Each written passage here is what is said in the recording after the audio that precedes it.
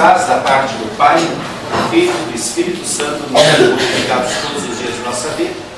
Nesse momento onde nós queremos usar como base o texto do Evangelho, onde Jesus caminha sobre as águas, e queremos usar como tema Jesus, o nosso Pai amado, que sempre está ao nosso lado.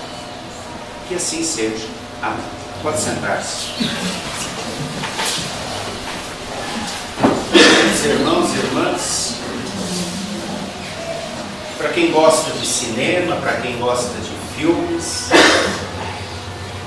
tem uma série de filmes chamado Piratas do Caribe, com Jack Sparrow, Johnny Depp, né? Que trata de fantasmas, trata de monstros, onde os senhores dos mares enfrentam vários fantasmas. E essas histórias são bem conhecidas para quem gosta de mar. A maior parte dos discípulos, a maior parte deles era feita de pescadores. Eles conheciam, com certeza, muitas histórias, muitas lendas, muitas fantasias de fantasmas. No texto de hoje, apenas recapitulando um pouquinho aquilo que vimos na semana que passou, Jesus estava muito chateado com a morte de João Batista, pediu que os discípulos o levassem ao outro lado do mar. Quando chegou lá, ele queria descansar, mas a multidão era grande, e ele fez várias curas, ele multiplicou pães e peixes. E é então que começa o texto de hoje. Finzinho da tarde, ele despede as multidões e ele obriga os discípulos a entrarem no barco. Tem um texto ali que diz que ele insta com eles para que entrem no barco e atravessem o mar. Como quem está dizendo, vão, atravessem, lá do outro lado eu encontro vocês. Não se preocupe comigo. Ele ainda quer ficar sozinho. Ele tentou ficar sozinho pela manhã, não conseguiu. E ele fica. Ele fica sozinho, diz o texto, que lá na montanha ele está orando, está conversando com o Pai, tanta coisa para falar sobre aquele dia. Mas ele não descuida dos seus discípulos. E diz o texto que já na alta madrugada, entre 3 e 6 horas da manhã, Jesus já havia orado um bom tempo, na quarta vigília, ele vê com seu olhar onisciente, o seu olhar de Deus que perscruta tudo, que viaja longe. Ele vê lá longe, no meio da escuridão da noite, os discípulos em apuros. Diz o texto que o Júnior acabou de ler que os ventos açoitavam o barco, jogando de um lado para outro, e eram ventos contrários. Os discípulos remando, madrugada dentro, a tempestade, eles não conseguiam sair do lugar, apavorados. E então, Jesus vai em direção a eles, caminhando por sobre o mar. Para Jesus caminhar sobre o mar, moleza. Acabamos de acompanhar no texto de Jó, aonde ele pergunta para Jó: onde é que tu estavas quando eu fiz o mar? Quando eu delineei os seus limites e disse até aqui tu vai, até aqui tu não vai. Onde é que tu estavas quando eu disse para o vento, tu vai nessa direção, tu vai naquela? Esse é o nosso Deus Todo-Poderoso. Mas os discípulos, tomados de medo, de pavor, lembram, não do Jack Sparrow, mas de algum fantasma que os assombrava. O medo faz a gente ver muito fantasma. E eles gritam: é um fantasma! E o texto diz: imediatamente. Jesus é o Deus da verdade. Ele não quer ser confundido com nenhum fantasma, nem trocado por nenhum fantasma. Imediatamente Jesus diz: tem de bom ânimo, calma, sossegue, tranquilizem-se, sou eu. Então Pedro logo disse: se és tu, mande eu ir aí contigo. Jesus disse: vai, velho. E Pedro vai.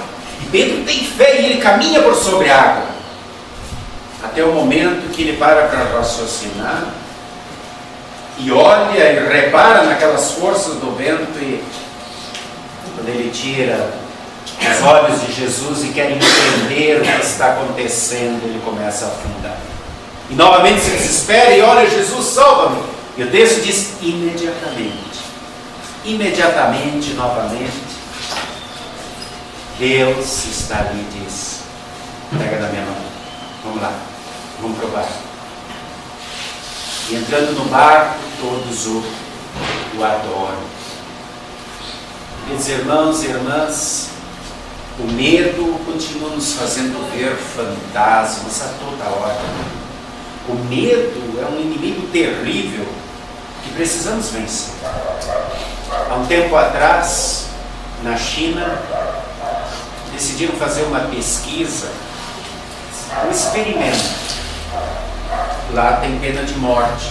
E eles pegaram uma daquelas pessoas que havia sido condenada à morte e resolveram matá-lo de uma maneira diferente. Eles queriam descobrir até quanto vai o limite de resistência do ser humano. E eles fizeram o seguinte: taparam os olhos do condenado à morte, amarraram com uma borracha o seu braço e começaram a falar. Eles queriam ver até quanto tempo um homem resiste e o quanto o medo influi.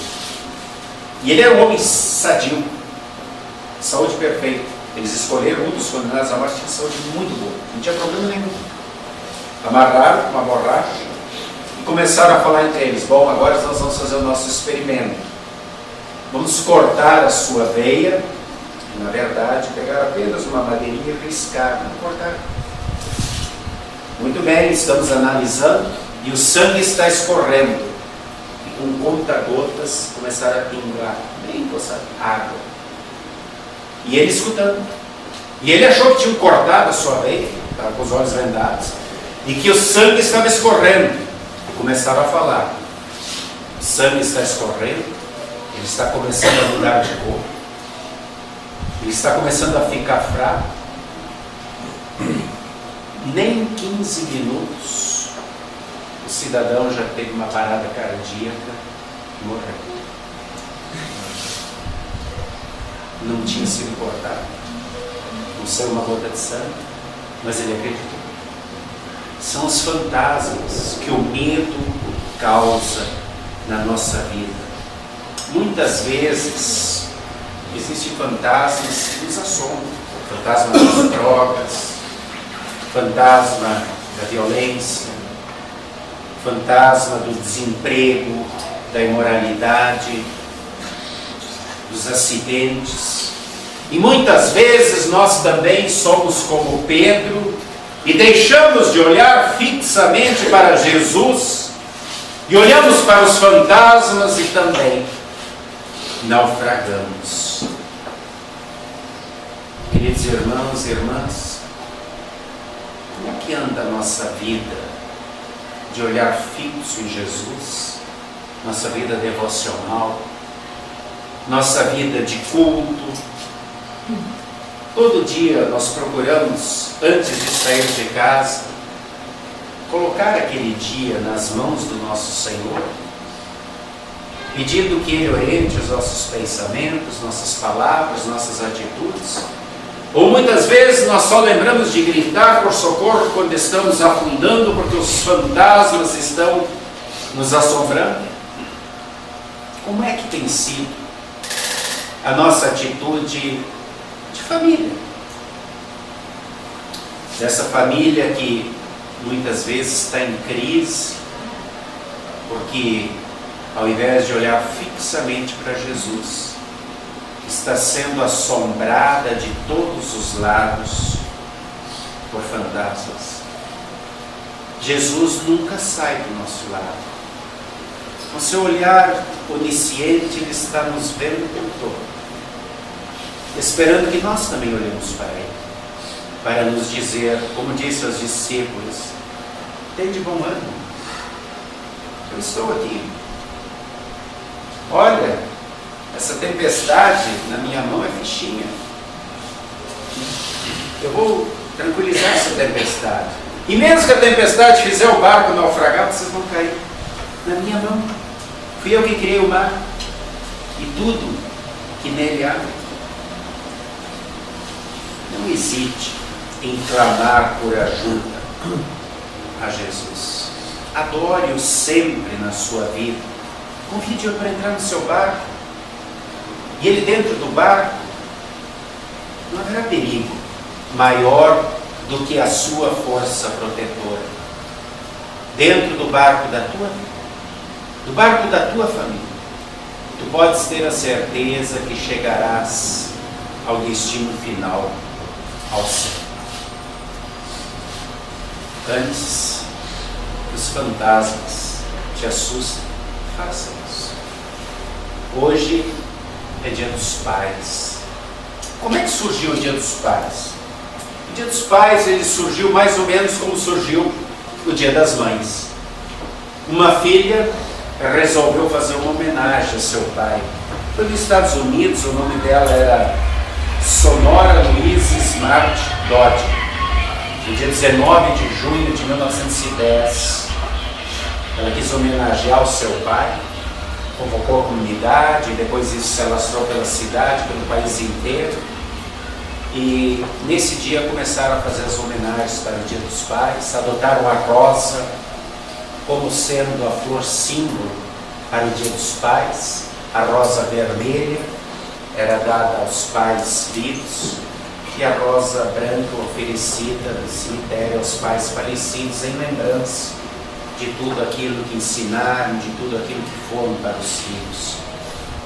No Brasil, foi instituído o Dia dos Pais no dia 14 de agosto de 1953, por ser no domingo, segundo domingo, então ficou sendo o segundo domingo de agosto. É importante nós sempre de novo lembrarmos dos pais, homenagearmos os pais, não apenas quando precisarmos de rosas brancas, mas com as rosas vermelhas, ou seja, enquanto ainda estão vivos. O único mandamento que Deus deu, que tem uma promessa, diz: honrarás a teu pai e a tua mãe, para que te vás bem e vivas muito tempo sobre a terra. Honrar, amar, respeitar, obedecer. É bom fazermos isso enquanto os temos conosco. Lembrando que os pais estão desempenhando uma função toda especial, porque eles são uma máscara de Deus. Nós somos filhos de Deus. Claro que Ele é perfeito, nós não. Mas apesar dos seus defeitos, dos seus pecados, Deus quer que os amemos, que os honremos, que os respeitemos. E é bom a gente falar nisso nos dias de hoje. Dias em que, se a gente ligar na televisão, a primeira coisa que vai ter na nossa mente é o início de qualquer jornal, são as imagens da faixa de Gaza. Casas sendo demolidas, prédios, quarteirões inteiros por causa dos bombardeios, milhares de palestinos morrendo, alguns judeus morrendo. E quando lembramos do barulho das bombas explodindo, nós também lembramos do barulho das sirenes. As sirenes, elas têm como objetivo alertar para os ataques de mísseis, de bombas que estão vindo. E nós podemos imaginar quando aquele barulho da sirene ecoa, a correria para todos os lados, de todas as pessoas procurando se esconder, procurando um abrigo, um lugar seguro para se proteger. Nos tempos bíblicos, quem tinha essa função, não de tocar a sirene, mas tocar a trombeta lá do alto da torre de vigia, quando o perigo, quando os inimigos se aproximavam, eram os atalaias. Os atalaias tinham que tocar a trombeta para que as pessoas pudessem se armar, se preparar, escolher um lugar de refúgio. Os atalaias não podiam falhar. Hoje, os atalaias são os pais. Eles não podem falhar na educação de seus filhos. Eles têm que sempre de novo estar alertando contra os perigos dos mísseis que são direcionados contra a família em todos os momentos. Muitos pais estão virando objetos de museu, porque a família está sendo destruída por mísseis muito potentes. Pouco tempo atrás, em São Paulo, o prefeito Haddad, do PT, ele criou o Dia do Cuidador. Com um objetivo bem claro. Pediu que as escolas não falassem mais no Dia dos Pais, no Dia das Mães, mas apenas no Dia do Cuidador. E isso tem um objetivo por trás disso. Começa no Brasil. Precisamos estar atentos para isso. Foi assinado pela ministra da Cultura, Marta Suplicy, o Estatuto da Diversidade Sexual, que decreta a morte dos pais. Eu vou ler para vocês um artigo. O artigo 32 diz assim: nos registros de nascimento e em todos os demais documentos identificatórios, tais como carteira de identidade, título de eleitor, carteira de habilitação, não haverá mais a expressão pai e mãe. Estes devem... Não haverá mais o termo sexo, mas gênero. Estatuto da Diversidade Sexual. Como é que vão se sentir dois pais ou duas mães homossexuais? Não pode mais chamar de pai, nem de ser filiação. Não pode mais usar termo sexo, porque são dois machos e duas fêmeas. Vai ofender-nos. Então gênero fica bem melhor. E assim, pouco a pouco, vai se destruindo a família. E os mísseis vão sendo direcionados contra a família e contra a palavra de Deus, que não muda. Deus diz: passará o céu e a terra, não passará o i nem o tio da minha palavra. E infelizmente os mísseis vêm de todos os lados, dos meios de comunicação, as novelas que minam os nossos lares. Infelizmente tem cristão que ainda vê novela, onde sempre de novo o pai mata filho, o irmão passa a perna do irmão, o casamento não vale absolutamente nada, e sempre são apresentados os casais, que não são casais, casal tem que ter macho e fêmea, de homossexuais como sendo algo normal, enquanto que a palavra de Deus diz que é pecado. Os mísseis das drogas, que antes atingiam só os jovens, depois passaram aos adolescentes e agora atingem as crianças. Basta vocês passarem ali na Avenida Brasil, ali pela região da Maré, vocês vão ver crianças de 7, 8 anos que já são viciadas no crack. Sempre um amiguinho, um coleguinho oferecendo. As famílias estão sendo destruídas com esses mísseis, os mísseis da imoralidade, com essas músicas de funk, de bonde disso, bonde daquilo, onde a sexualidade está presente, a devassidão está presente, é tudo normal, bonito, onde os MCs da vida se gabam de ter 5, 10 mulheres, 20, 30 filhos, são os ídolos da garotada e se acha tudo isso normal. Os mísseis das instituições governamentais que querem destruir a família. E aí nós abrimos a Bíblia, a palavra de Deus, e olhamos aquilo que Paulo diz lá em 1 Timóteo 4, 1 a 5. Nos últimos tempos muitos abandonarão a fé e darão ouvidos a espíritos enganadores. Eles têm cauterizado a sua consciência. Cauterizado a consciência. Olha, você tem a plaquinha dizendo que o tigre vai pegar, esquece. Vai lá, brinca com o animal, você gosta de brincar. Não vai acontecer nada. Todo mundo faz, é moda, é bonito. Hoje os tempos são outros. E aí vai cauterizando a consciência. Precisamos continuar sendo atalaias. Ser pai não é coisa para covarde. Provérbios 22:6 diz: ensina a criança no caminho que deve andar, e ainda quando for velho, não se desviará dele.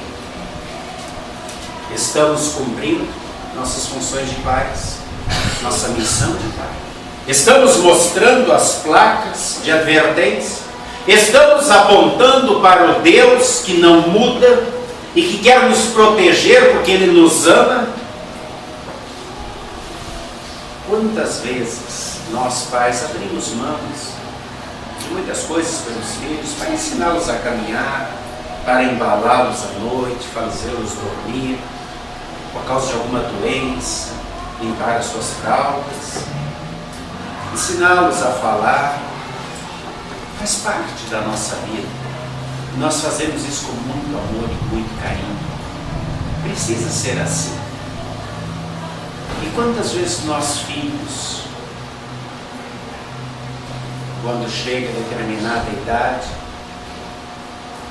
não reconhecemos mais isso, ou achamos que o pai e a mãe são coisas do passado? A placa de advertência está ali. Provérbios 23:22 diz assim: ouve a teu pai que te gerou, e não desprezes a tua mãe quando vier a envelhecer. Os misses estão aí, os misses dos modismos, que querem fazer também dos pais coisa ultrapassada. Honrarás a teu pai e a tua mãe para que vás bem e vivas muito tempo sobre a terra. Querido irmão e querida irmã, olhe para o teu pai como alguém que está num lugar que é de Deus. Como eu falei antes, Deus é perfeito, Ele não. Mas tudo aquilo que Ele falar, quando disser um não, Ele está prevenindo a mordida do tigre. Ele está fazendo com muito, muito amor. Por trás está o nosso Salvador amado, nos educando e amando para a vida aqui, agora e para a vida depois, na eternidade. Queremos sempre o melhor para a nossa família. Claro que precisamos ter consciência que os fantasmas nunca deixarão de aparecer, até porque o diabo não tem família e ele quer destruir a nossa, seja usando a TV, a internet, o governo, as modas, os costumes. Os bombardeios continuarão, mas nós temos Jesus que não deixa de olhar para nós e que venceu os nossos maiores inimigos. O diabo, que é o criador de todos os fantasmas, a morte e o inferno. Por isso, no dia a dia, convide Jesus, o Pai amado, para entrar no barco da tua vida. E o adore sempre, como sendo teu Deus, não apenas nos momentos em que estás naufragando. Sempre. De manhã, ore, converse com Ele. Entregue aquele dia nas suas mãos. À noite, antes de dormir, converse com Ele. Agradeça pelo dia que tivestes. Entregue aquela noite nas suas mãos. Ouça, leia e medite na sua palavra que não muda. Ela tem o objetivo de te proteger. E de sempre de novo dizer: meu filho, minha filha, tem de bom ânimo. Não se desespere. Sou eu estou aqui, e eu estou contigo até o último dia, quando você também será perfeito comigo no céu, e aonde os fantasmas deixarão de existir, aonde a morte, o pecado, o inferno já terão sido domados como um tigre mansinho, e nada disso mais nos apavora. Que assim seja. Amém. E a paz de Deus, que excede o nosso entendimento humano, guarde corações e mentes em Cristo Jesus para a vida eterna. Amém.